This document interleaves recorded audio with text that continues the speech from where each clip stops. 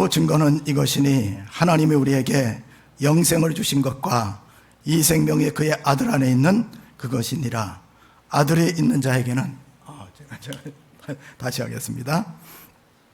시작. 또 증거는 이것이니 하나님이 우리에게 영생을 주신 것과 이 생명이 그의 아들 안에 있는 그것이니라. 아들이 있는 자에게는 생명이 있고 하나님의 아들이 없는 자에게는 생명이 없느니라. 아멘. 사람들이 제일 싫어하는 것 중에 하나는 법원에 가는 걸 겁니다. 법원에 누군가가 골치 아프게 제소를 해서 피고로 법정에 끌려갈 때 좋아하는 사람 하나도 없는 것 같습니다. 우리는 세상을 살아가면서 재판을 당하는 경우들이 가끔씩 있습니다.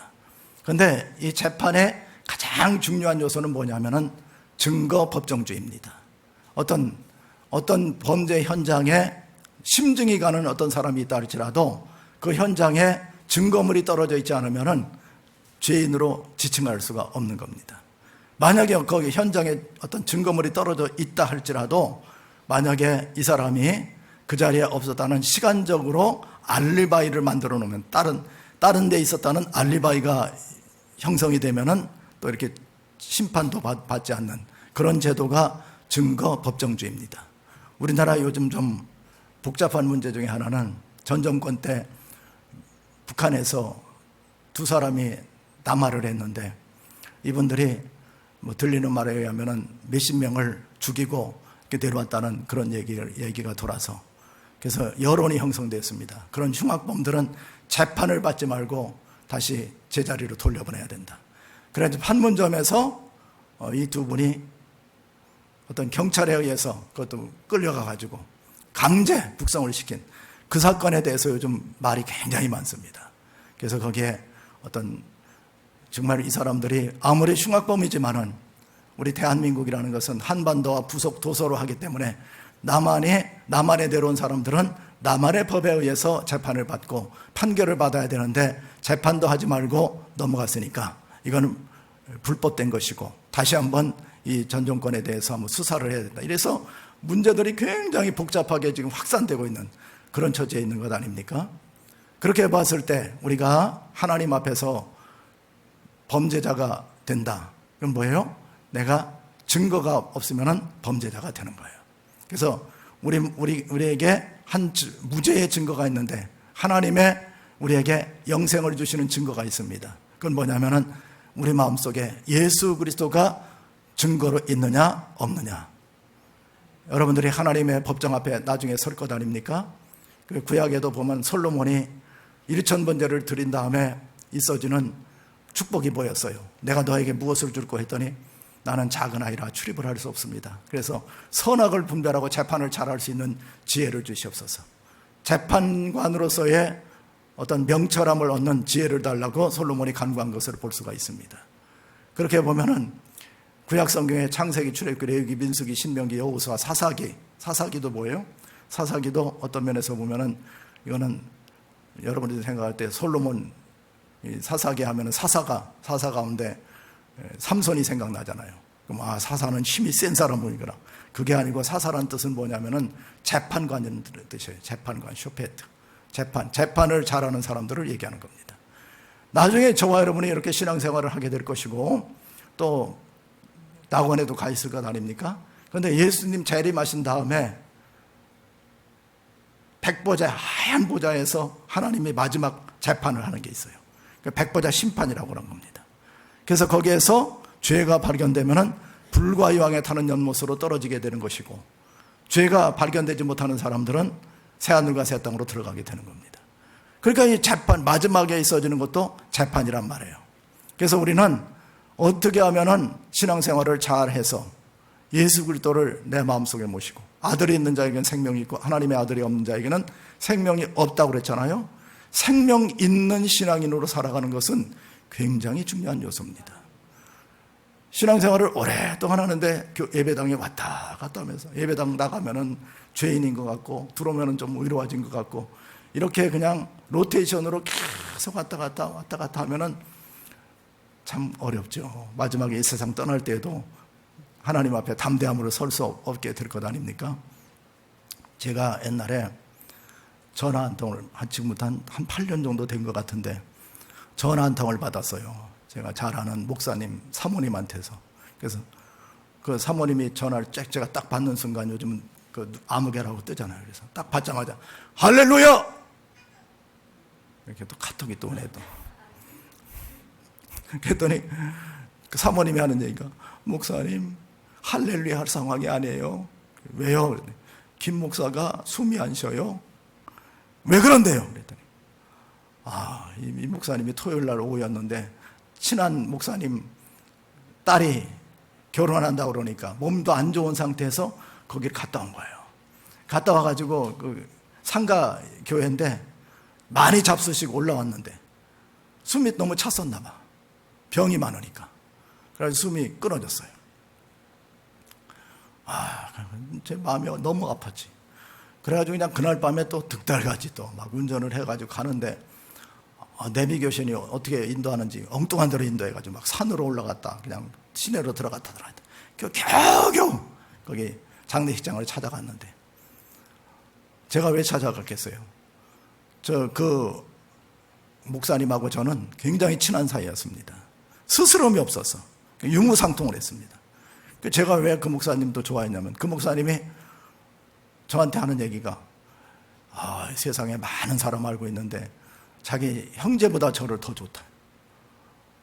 아니 무슨 저를 왜 저를 좋아하냐고 그랬더니 스스럼이 없대. 유부남이래. 유부남이 뭔가 했더니 유난히 부담이 없는 남자가 유부남이라고 하는 거예요. 저를 보면 유난히 부담이 없는 남자라는 거예요. 그래가지고 또 그냥 너무 친한 사이니까 없는 돈에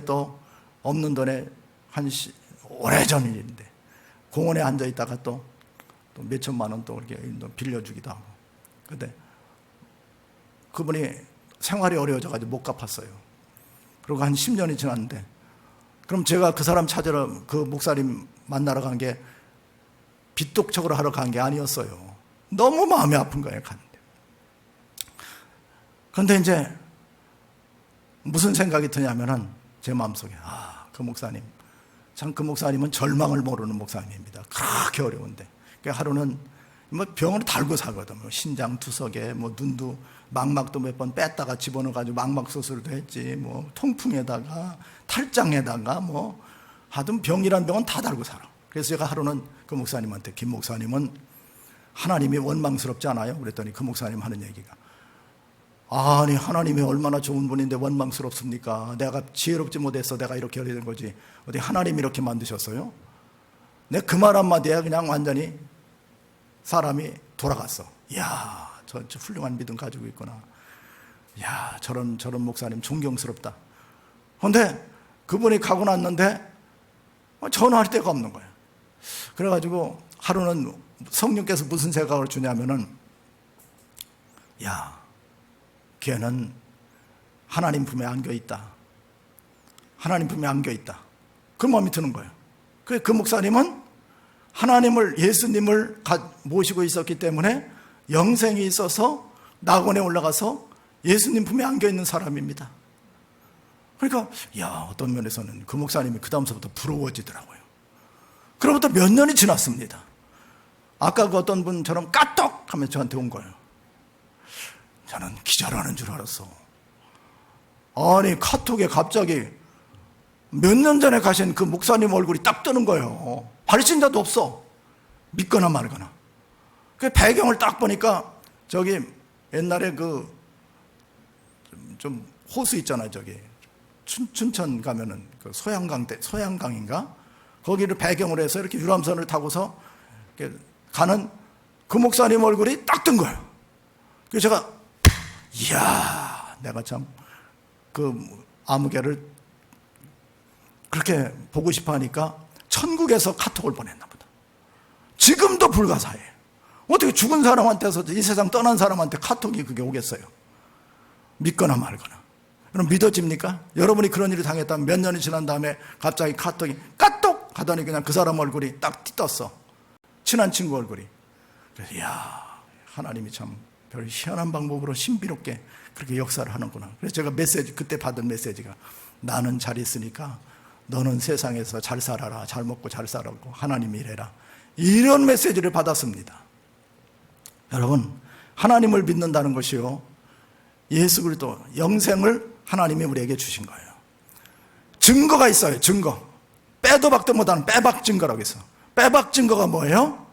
우리가 예수 그리스도를 마음속에 소유하고 있는 사람은 심판을 받지 않고, 진실로 진실로 내가 너에게 이르노니 내 말을 듣고 나 보내신 이를 믿는 자는 영생을 얻었고 심판에 이르지 않는다고 그랬잖아요. 요한복음 5장 14절에 빼박 증거가 있어. 여러분 마음속에 예수님 계십니까? 그럼 빼박 증거예요 이게.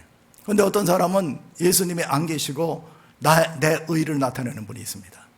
이분들은 희망이 없어요. 가장 중요한 게 뭐예요?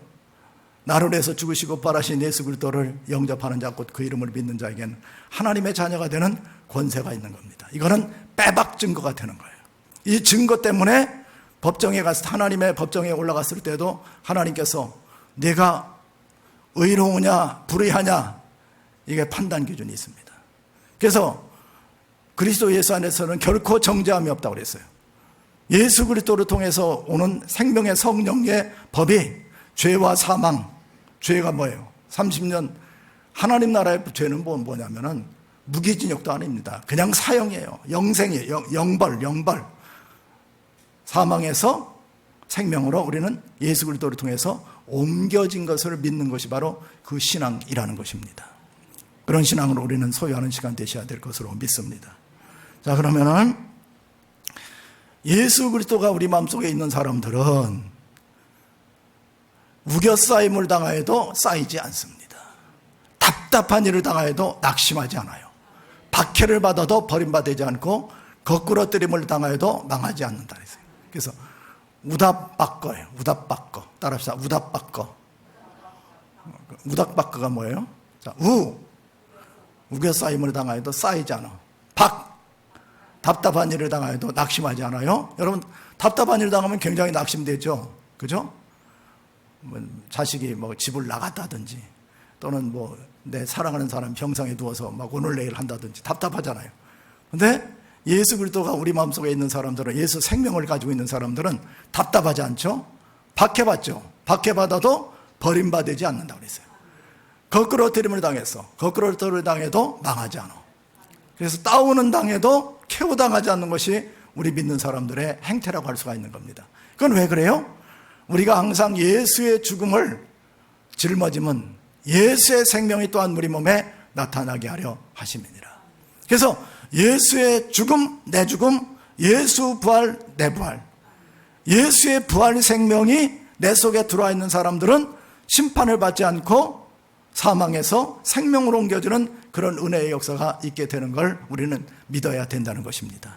예수의 부활 생명이라는 것은 부활을 어떤 머리로 믿는 것이 아니라 인격적으로 받아들이고 부활하신 예수님을 마음속에 소유하고 있는 사람들은, 이런 사람들은 어때요? 사방에서 우겨싸움을 당하여도 쌓이지 아니하고, 답답한 일을 당하여도 낙심하지 않고, 박해를 받아도 버림받지 않고, 거꾸로 땜을 당하여도 망하지 않은 삶을 살게 된다는 것입니다. 할렐루야. 놀라운 은혜죠. 그래서 중요한 것은 예수 생명, 부활 생명을 내 마음속에 확실하게 믿고 사는 거예요. 이 믿음은 세상 끝날까지 영생과 영벌을 좌우하는 가늠대가 되게 되는 것입니다. 그래서 아들이 있는 자에게는 생명이 있는 거예요. 하나님의 아들이 없는 자에게는 생명이 없는 거예요. 판단 기준, 예수님, 부활하신 예수님을 내 마음속에 모셔드린 사람들, 이런 사람들은 영원한 생명을, 영생을 가지고 있게 된다는 것입니다. 자, 그럼 근데 세상 사람들은 어때요? 내 백성이 두 가지 악으로 행했어. 예레미야 2장 13절, 그들이 생수의 근원이 되는 하나님을 버린 것과 스스로 웅덩이를 판 것인데 그것은 그 물을 가두지 못한 터진 웅덩이들이니라. 많은 사람들은 어때요? 하나님을 버리고 삽니다. 예수님을 버려요. 참, 예수님을 마음속에 모시고 세상 끝날까지 같이 동행을 하면서 가면 되는데 이러질 않아요. 그리고 하나님을 예수님을 버리고 인본주의의 웅덩이를 파는 겁니다. 그래서 많은 사람들이 고통당하고 어려움을 당하는 이유가 간단해요. 예수님이 계시면은 우겨싸임을 당하여도 쌓이지 아니하고 박해를 받아도 답답한 일을 당하지, 거꾸로 대를 당하여도 망하지 않아요. 우린 신앙생활하면서 어떤 환경적인 것을 많이 따집니다. 환경이 좋아지면은 거기에 환경에 의해서 행복해지기도 해요. 돈 많으면은 막 심령이 풍성해지는 것 같죠? 그래서 어떤 사람은 그러더라고요. 신앙인임에도 불구하고 두 가지 딱 한번 해보고 싶다고 하더라고요. 하나는 돈벼락을 맞고 돈방석에 앉아보고 싶대. 돈방석에 앉아서 돈벼락 맞아보면 행복할 것으로 그렇게 생각하는데, 가장 중요한 게 뭐예요? 내 마음속에 예수님이라는 빼박 증거인 예수님이 내 마음속에 확실하게 있어야 되는 겁니다. 그러면 예수님이 없는 사람은 터진 웅덩이와 같은 삶을 사는 거예요. 항상 공허하고 답답한 삶을 살 수밖에 없는 겁니다. 그래서 우리가 예수님을 마음속에 모시고 있는 사람들은 그 배에서 생수의 강이 흘러난다고 그랬어요. 아침에도 여러분이 생수의 강이 흘러나는 건 뭐예요? 예수 그리스도가 내 마음속에 있으면은 생수의 강이 흘러나는 거예요. 그래서 눈에는 보이는 것도 없고, 귀에는 들려지는 것도 없고, 손에는 만져지는 것도 없고, 이런 어떤 감각적인 것으로는 참 아무것도 없는 것 같은데, 내 마음속에 예수님이 내 마음속에 계시면요, 생수가 나도 모르게 절절절절 펄펄펄펄 흘러넘치는 은혜의 역사가 있어지게 되는 거예요. 그러면 구약 성경에 보면은 어떤 사람이 나와요? 다윗이라는 사람이 나오죠. 다윗은 어떤 사람이었어요? 일개 목동이었습니다. 마지막 아들로 태어났어요. 내세울 것이 없었어요. 그리고 골리앗을 그냥 하나님이 어떻게 전장에 몰아나가지고 골리앗을 물맷돌로 때려 죽인 다음서부터 일약 스타로 뜨기 시작했죠. 하나님이 띄웠죠. 그런데 그 다음서부터는 뭐였어요? 사울한테 박해를 당해서 아들람 굴이라든지 초원지대로 계속 유리방황하는 그런 인생을 살았어요. 비참한 인생을 살았습니다. 그런데 그가 고백한 것이 있어요. 시편 16편 11절에 보면 주께서 생명의 길을 내게 보이시리니 주의 앞에는 충만한 기쁨이 있고 주의 오른쪽에는 영원한 즐거움이 있나이다. 두 가지가 있어요. 두 가지. 하나는 뭐예요? 따라합시다. 충만한 기쁨, 영원한 즐거움. 예수 믿으면서도요, 충만한 기쁨이 없고 영원한 즐거움이 없다는 것은 환경이 그런가 보다. 속지 마세요. 마귀한테 속지 마세요. 세상에 속지 마세요. 마귀가 하는 얘기지. 여러분 한번 세상 거 다 버렸다 할지라도 마지막에 여러분, 저와 여러분이 다 놓고 갈 것 아닙니까? 다 놓고 갈 때에도 아쉽다, 그런 분 있어요? 놓고 가는데 어떻게 알아? 그런데 두 가지만 있으면은 가는 거예요. 뭐냐면은 주의 앞이라는 얘기는 원래 히브리어 원문에 보면 주의 얼굴이란 뜻이에요. 주의 얼굴. 주의 얼굴에는 충만한 기쁨이 있어. 예수 믿으면서도요, 웃지 못하고 기쁘게 살지 못한다는 것은 정말 어려운 거예요. 그런 분들은 오늘부터 얼굴 피고 사는 훈련을 해야 됩니다.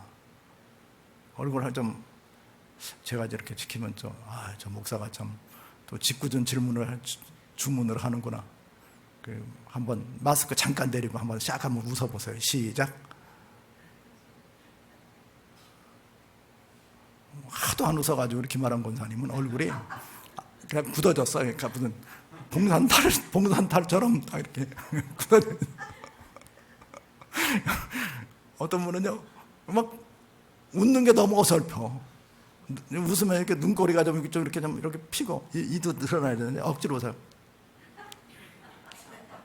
웃는 건지 우는 건지 몰라. 왜냐하면 이게 굳어져가지고. 여러분, 어린아이들은요, 하루에 300번, 400번 웃기 때문에 피부가 포석포석 건강하고 유연합니다. 예수 믿으면서도 웃지 않는다. 이야, 이거 참 어려운 거예요. 예수까지 믿으면서도 웃지 않는다. 여러분, 아침에 일어나면요, 충만한 기쁨이 있어야 되는 겁니다. 누굴 바라보면 기뻐요? 예수님 바라보면 기쁜 거지. 예수님 바라보면. 내 안에 계신 예수님, 성령님이 역사하는 거예요. 하나님의 얼굴을 뵙는 순간 기뻐지는 거죠. 아침에 딱 일어나자마자 솔직히 이번에 빌 게이츠가 그런 말을 했대. 지난주에. 빌 게이츠 여러분 아시죠? 빌 게이츠가 뭐라고 얘기했냐면, 나에게 가장 요즘 나쁜 악습은 딱 눈 뜨자마자 스마트폰을 검색하는 거다. 뉴스 검색. 하루 딱 눈 뜨자마자 스마트폰 검색하면서 사는 사람들은 기쁠 수가 없어요. 그러면 뉴스 한번 딱 검색을 해봐. 쫙 아무개가 무슨 일을 했고 아무개가 무슨 일을 했고, 거기 뉴스에 좋은 거 하나도 없어. 근데 그거 보면서 그 사람, 그 행위를 한 사람들 욕을 하면서 하루를 사는데 무슨 기쁨이 그 얼굴에 오겠어요. 그러니까 아침에 딱 일어나면 여러분들은 하나님의 얼굴을 뵈야 되는 겁니다. 하나님의 얼굴을 뵈는 사람들은 충만한 기쁨이 있는 거예요. 스테반 집사가 돌에 맞아 죽을 때에도 하나님 보좌 우편에 있는 예수 그리스도를 바라보는 순간 돌에 맞아 죽는 얼굴도 천사의 얼굴처럼 빛날 수가 있었던 겁니다. 여러분들이 아침에 일어나면서도 인상 쓰고 아빠 다녀오세요 그런데 인상 팍 긁고, 엘리베이터에서 옆집 사람을 만났는데 인상 이러고서 그냥 하루를 막 시작하고, 누굴 만나도 만나는 순간 안녕하세요, 오늘 좋은 날입니다, 이러면 얼마나 좋아. 인상 팍 써. 이야, 정말 좀 그런 얼굴을 만난 상대방은요, 하루가 정말 좀 죄송합니다, 용서하시기 바랍니다, 재수없는 날이에요. 그 얼굴. 그러니까 여러분들이 얼굴 한번 아파서 그래요, 돈 없어서 그래요, 부부싸움에서 그래요, 자식 새끼가 속색해서 그래요. 그럼 뭐가 없다는 얘기예요. 그럼 우리 믿는 사람들이 어떤 상대적인 환경에 의해서 지배를 받는다면 얼마나 불쌍한 인생입니까? 중요한 것은 내 안에 예수 그리스도가 계신 거예요. 예수 그리스도가 계셔서 성령이라는 조명을 통해서 하나님의 얼굴을 뵈면은 충만한 기쁨이 있는 겁니다. 그리고 오른손에는 오른쪽 손에는 야빈이라고 그러는데 영원한 즐거움이 있어요. 영원한 즐거움. 그럼 즐거움이 오늘만 주일날이니까 그냥 와서 1시간 예배 드릴 때는 조금 즐겁고, 예배당을 딱 나서는 순간 즐거움이 사라지면은 그것도 참 문제가 있는 거죠. 그러니까 여러분들이 술 취한 사람처럼 성경은 살라고 그래요. 새술에 취한 사람처럼. 성령에 취해 사는 방법은 뭐예요? 내 마음속에 예수님이 마음속에 계신 겁니다. 영원한 즐거움이 그 마음속에 있는 거예요. 그런 마음으로 신앙생활을 해야 될 것으로 믿습니다. 할렐루야. 말씀을 다시 한번 묵상할 때 증거는 이것이라고 그랬어요. 빼박 증거가 있어요. 빼박 증거는 뭐예요? 바로 하나님이 우리에게 영생을 주셔서, 첫 번째, 이 세상에 태어났는데요, 키에르케고르라는 사람은 뭐라고 그러냐면 던져져서 다자인, 던져진 존재다. 그건 세상 불신자들이 하는 얘기예요. 저와 여러분이 이 땅에 태어난 것은 내가 복중에 짓기 전에 나를 알았고, 모태에서 성별이 되었고, 열방의 선지자로, 왕같은 제사장으로 이 땅에 우리들을 보내주신 분이 계십니다. 그분이 바로 영생을 주시는 하나님이시라는 거예요. 하나님 믿는 사람들은 다 영생을 소유한 사람들입니다. 그런데 그 영생의 생명이, 영원한 생명이 아들이신 예수님 안에 있어요. 그래서 아들이 있다는 얘기는 뭐냐면 아들을 소유하고 있다는 얘기예요. 아들을 소유하고 있는 사람들에게는 생명이 있어요. 여러분, 한 주간을 살아가면서 과연 하나님의 아들이신 예수 그리스도를 소유했다는 게 뭐예요? 내 안에 모시고 산다는 얘기 아닙니까? 소유한다는 얘기는. 예수 그리스도를 마음속에 모시고, 심령 속에 모시고 사는 인생인지, 아니면 예수님이 그냥 어떤 타자처럼, 타자야, 그냥 떠나 있는 분이에요. 그러다 어떤 사람은 그러더라고. 기분 좋을 때는 예수님이 출근하시는 것 같은데 기분 나쁘면 퇴근하는 분 같다고. 아니, 예수님이 저와 여러분의 심령 속에 출퇴근하는 분입니까? 예수님이 여러분 심령 속에 무슨 뭐가 좋아서 출퇴근을 하시겠어? 사랑하는 마음이 있는 분한테는 동거하는 겁니다. 동거하는 거예요. 세상 끝날까지 내가 너희와 함께 하시리라 약속하셨잖아요. 그래서 아들이 있는 자에게는 뭐가 있어요? 생명이 있고, 하나님의 아들이 없는 자에게는 생명이 없는 정죄가 있는 겁니다. 심판이 있는 거예요. 죽음이 있는 겁니다. 그래서 우리 한 주간을 살아가면서 내 마음속에 내가 왜 기쁨이 없나? 영원한 즐거움이 없나? 극락에 즐거움이 없나? 뭐 좀 어떻게 좀 환경을 바꿔볼까? 그래서 요즘은 어떻게 해요? 우리나라는 먹방 문화가 발달했잖아요. 그래가지고 요즘 보니까 뭐 코미디언도 나와가지고 프로가 있대. 그 프로 제목이 뭐냐면 맛있는 녀석들. 그 제목이 그렇대요. 맛있는 녀석들. 그 다음에 또 백종원인가 하는 분이 또 나와가지고 골목상권. 이죠? 그래서 한번 먹는 것으로 즐거워집니까? 저도 이제 어디 외국에 가끔씩 나갈 일이 있으면 나가면은 음식이 맛나가 굉장히 중요한 것 같아. 음식이 맛있으면 여행이 즐거운 것 같고 음식이 맛없으면 이게 뭐예요? 타락했다는 얘기지. 사실 무엇을 먹으면 어떻겠어요? 예수님이 우리 마음속에 들어와 있으면 좀 맛없는 걸 좀 먹어도 좋은 거지. 제가 아는 어떤 집사님 말하는 어떤 딴 교회 이렇게 우리 교회 교인 얘기하는 게 아니라 딴 교회 이렇게 나온 이태리 유학 갔다 온 분인데 그분이 어떤 교회를 나가서 집사님 그 교회 가면 은혜 받습니까? 그랬더니 은혜 받긴 받는데 뭐냐면은 그 교회 목사님은 여자 목사님이신데 밥을 그렇게 잘하신대.